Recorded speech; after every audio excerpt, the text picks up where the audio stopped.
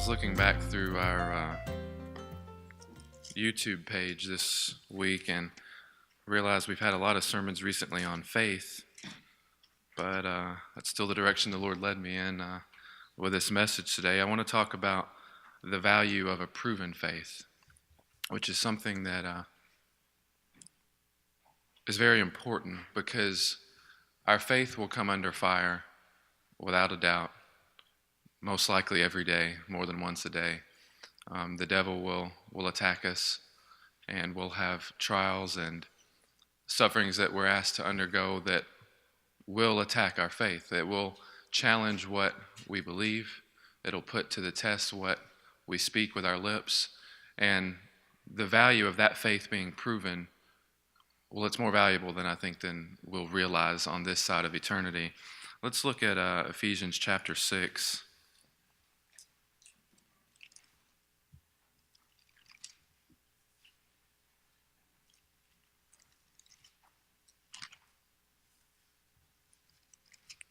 Chapter 6 and verse 10 says, "Finally be strong in the Lord and in the strength of his might. Put on the full armor of God so that you will be able to stand firm against the schemes of the devil. For our struggle is not against flesh and blood, but against the rulers, against the powers, against the world forces of this darkness, against the spiritual forces of wickedness in the heavenly places. Therefore take up the full armor of God so that you will be able to resist in the evil day. And having done everything, to stand firm." And that was kind of the first point that the Lord impressed on me this week is, and I never really thought of it this way, but when your faith is under fire and you're suffering and there are trials that have come against you, mission number one and the end goal is just to stand firm. There's more that we do, there's more that we accomplish, but stand firm, because we know that everything that can be shaken will be shaken. And somehow, and I'm not sure where this comes from, and I know this is true for me, and I've heard that it's true for others, that we get into our head that more is expected of us than to stand firm. And I say that because you hear things like, well, I know that I should be feeling joy right now, but I'm not very happy, I don't feel the peace in this circumstance that I wish that I felt.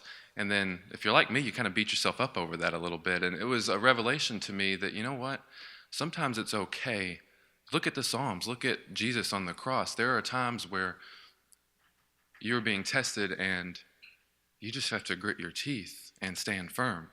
And that is precious, more precious than gold. That is a blessing to the Lord. It's a blessing to your brethren that witness it. It's a testimony to him just to hold your faith. And we know that in the end that it says that even the very elect would be deceived and fall, if it were possible. So just to be able to stand firm with the full armor of God, and part of that armor is the shield of faith. And so just to be able to hold your faith, that's the goal. And look at Matthew chapter 7.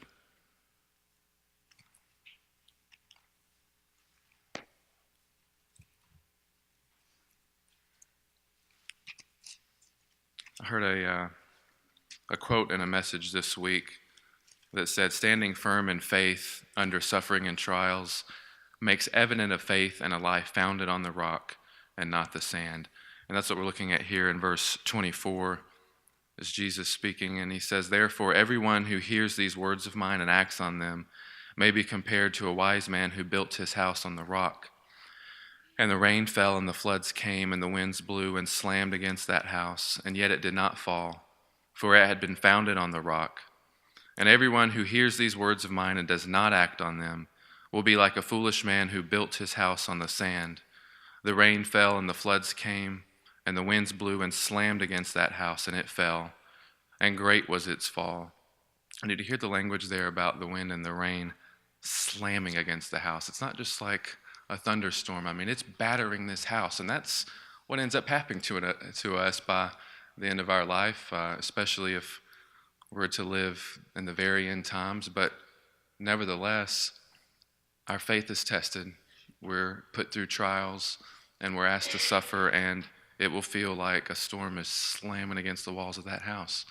And to me, And I heard this in the sermon by Pastor, I guess it was 2 weeks ago. He said that, probably going to get the quote wrong a little bit, but fiery trials are not foreign. They're there to prove our faith, and oftentimes to prove it to us, which that resonated with me because that was a week or two right after we lost our little pup, Paisley. And in the grand scheme of things, compared to what other Christians have suffered and what we'll be asked to suffer, I know that's probably a small thing, but to Sarah and I, it was heartbreaking, and it was a trial. And in trials like that, it's not easy to be thankful, to worship. Sometimes you have to dig deep and say, you are faithful and you are just, and we know that you have a plan and you've heard us, but we don't understand, but we thank you nonetheless. We worship you nonetheless. And that quote about fiery trials proving our faith, and oftentimes to us, that resonated with me because I felt that way a little. I was like, well, the Lord knows what we're going to do, but we don't always know. I mean, we know what we want to do and we know what we intend to do, but we don't know how we'll actually prove ourselves through something until we go through it. And we know it's not easy. I mean, many times I think about how many that have fallen, how many that we've known that were faithful, and you wouldn't think of them ever falling. The point is it could happen to anyone. And I think about that, the scripture says to be careful that you think you stand lest you fall. It could happen to anyone if you're not careful, if you don't put in the diligence and the devotion and do first things first and be like Jesus and just be about your Father's business and feeding on him every day, just to be faithful. It could happen to anyone. And so it's not easy, but that's what we've been called to do, to be careful, to make sure that we stand strong. And I've always kind of wondered since I was a kid, because I've heard of how omniscient God is, and I was like, well, if he knows what we're going to do, why ask us to do it? If he knew Abraham was going to raise the knife on Isaac, wouldn't it be better if we just kind of avoid that whole scenario altogether? But there are a couple reasons why, or there are probably a lot, but there are 3 reasons I kind of wanted to focus on today. That here's a exercise analogy for you. I can't help it.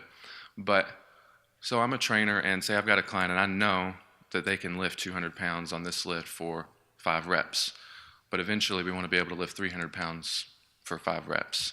Just because I know that they can do the 200 by 5 doesn't mean that we can avoid doing that, because the only way that you're going to grow, the only way that you will eventually be able to achieve more is to actually push your body to that point and then a little bit farther so it will adapt and it will be stronger. Eventually you'll be able to do more. So right now, this trial, God may know what we're going to do and maybe we'll succeed, but not having gone through it, not having pushed that growth, we won't be able to handle what's to come later unless we go through it. A little thing that I should have known, but it occurred to me when I was looking at this. And then B, I want to look at 1 Thessalonians chapter 3.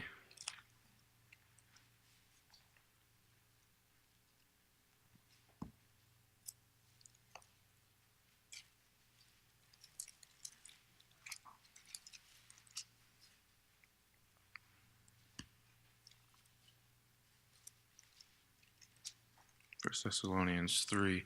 And this kind of occurred to me in thinking about what a blessing it is, and there are many examples of this, but right now what a blessing it is to witness how strong Donald's faith is in the trial, and what a witness that is to so many that he comes in contact with, and how it lifts us up in a trial you're going through, looking at what someone else is facing and how they hold strong.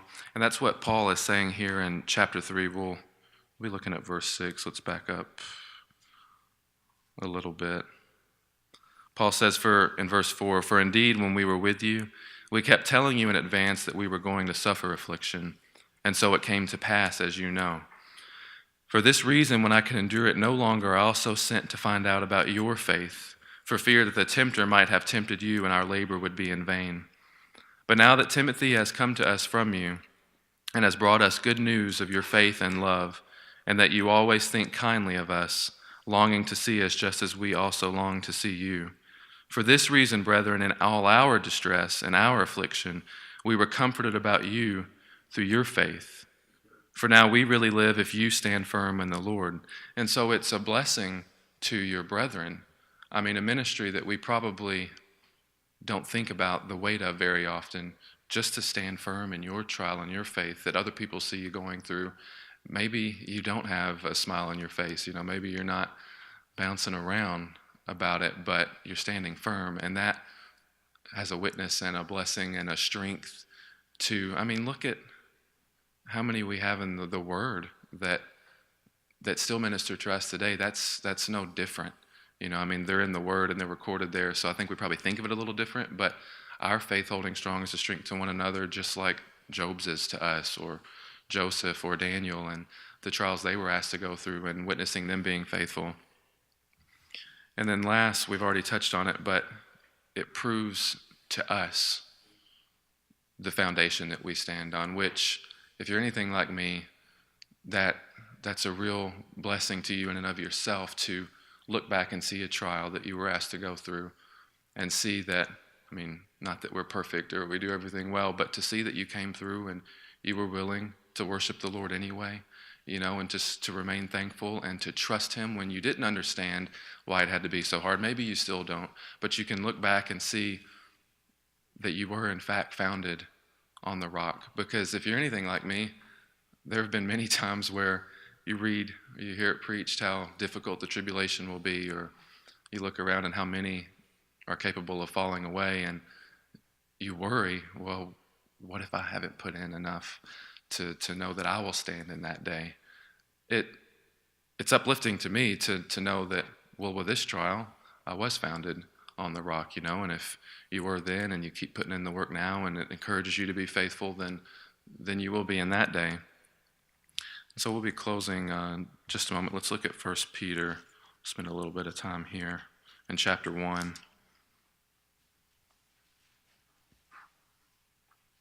Chapter 1 and verse 1 says, Peter, an apostle of Jesus Christ, to those who reside as aliens scattered throughout Pontus, Galatia, Cappadocia, Asia, and Bithynia, who are chosen, according to the foreknowledge of God the Father, by the sanctifying work of the Spirit, to obey Jesus Christ and be sprinkled with His blood, may grace and peace be yours in the fullest measure. Blessed be the God and Father of our Lord Jesus Christ, who according to His great mercy has caused us to be born again to a living hope through the resurrection of Jesus Christ from the dead, to obtain an inheritance which is imperishable and undefiled and will not fade away, reserved in heaven for you, who are protected by the power of God through faith for a salvation ready to be revealed in the last time. And our faith is one of the most important things that we have, because it's by grace through faith that we're saved. This is where our salvation is stemming from here. In this you greatly rejoice, even though now for a little while, if necessary, you have been distressed by various trials, so that the proof of your faith, being more precious than gold, which is perishable, even though tested by fire, may be found to result in praise and glory and honor at the revelation of Jesus Christ. And though you have not seen Him, you love Him.